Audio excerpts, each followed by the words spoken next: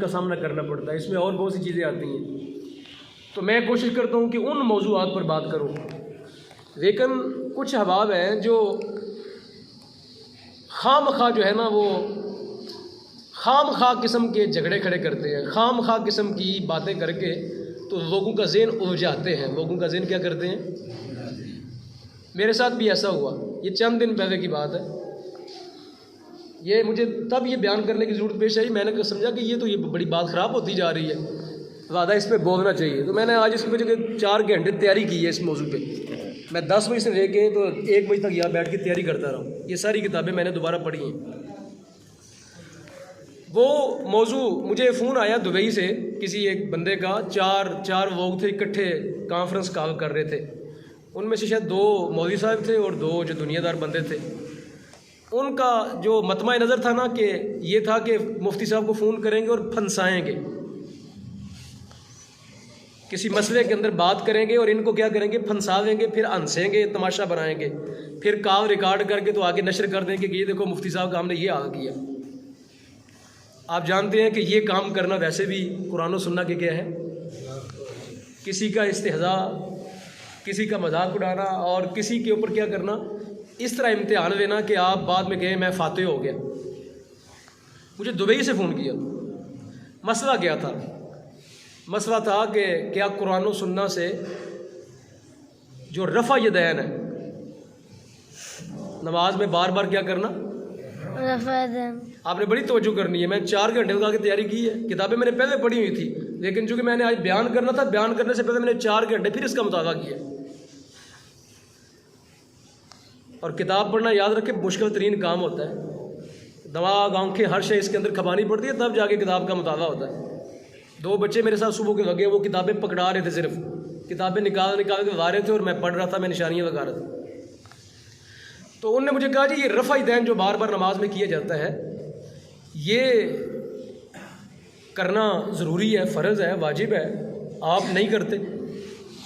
आप नमाज में पहली दफ़ा रफ़ा यदैन करते हैं जब तकबीर तहरीमा करते हैं, बाद में आप रफ़ा यदैन ना रुकू जाते करते हैं, ना रुकू से उठते करते हैं, ना सजदे में जाते हैं, ना उठते करते हैं। तो ये रफ़ा यदैन बार बार जो है आप नहीं करते हैं, तो इससे तो नमाज होती नहीं है, इससे नमाज। अब जब मैं बात करूंगा ना तो आप में से बहुत से लोग कहेंगे यार ये मसला तो हमारे साथ भी किसी ने बहस डाली थी और किसी ने हमें भी इस तरफ जो है ना वो ज़हन उलझाने की कोशिश की है। कई लोगों का ये मसला होगा।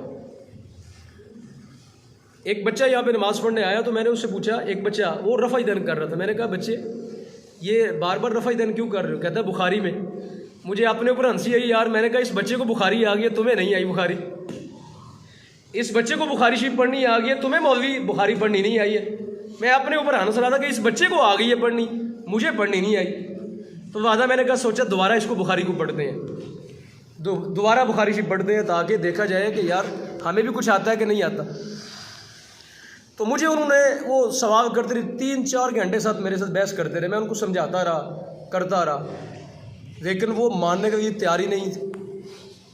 वो कहते नहीं रफ़ा यदैन जो है फ़र्ज़ है नमाज में, वो करना ज़रूरी है, ना की जाए तो नमाज ही नहीं होती, बंदा गुनाहगार होता है। बंदा क्या होता है? गुनाह।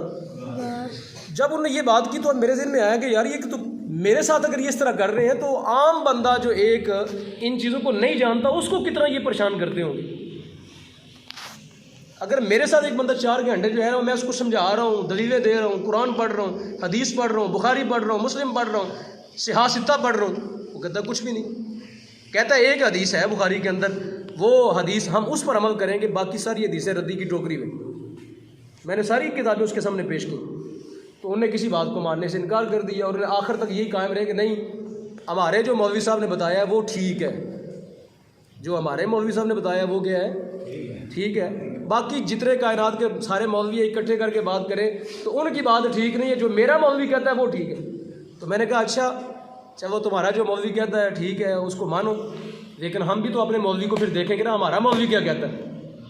अगर तुम्हारा मौलवी इतना ठीक कहता है तो फिर हम अपने मौलवी को देखेंगे कि हमारा मौलवी क्या कहता है। हमें भी तो अपने मौलवी की तरफ जाना चाहिए ना कि हमारा मौलवी कहता है तेरे पास कोई दलील है कि कोई नहीं है कि तुम बगैर दलील के जो है रफ़ा यदैन छोड़ रहे हो। अगर रफ़ा यदैन इतना करना ज़रूरी है जिससे नमाज ही नहीं होती तो फिर हमें भी करना चाहिए ना।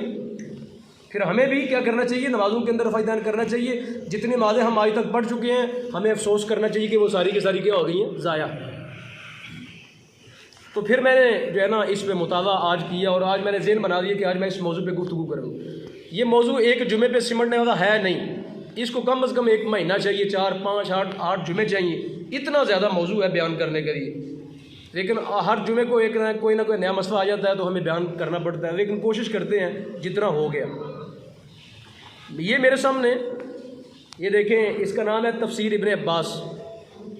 नाम देखें इसका, क्या नाम है, तफसीर इब्न अब्बास का नाम सुना है ना आपने। ये नबी अलैहिस्सलाम के चचाज़ाद है, ये नबी अलैहिस्सलाम के क्या हैं, और रसूल करीम अलैहिस्सलाम ने इनके इल्म के लिए सरकार ने दुआ की, या अल्लाह इनको इल्म, तावील, कुरान की तावील और फ़क़ाहत अता फरमा। ये हज़रत अब्दुल्लाह इब्न अब्बास, इन्होंने कुरान की सबसे बड़े कुरान के मुफस्सिर यही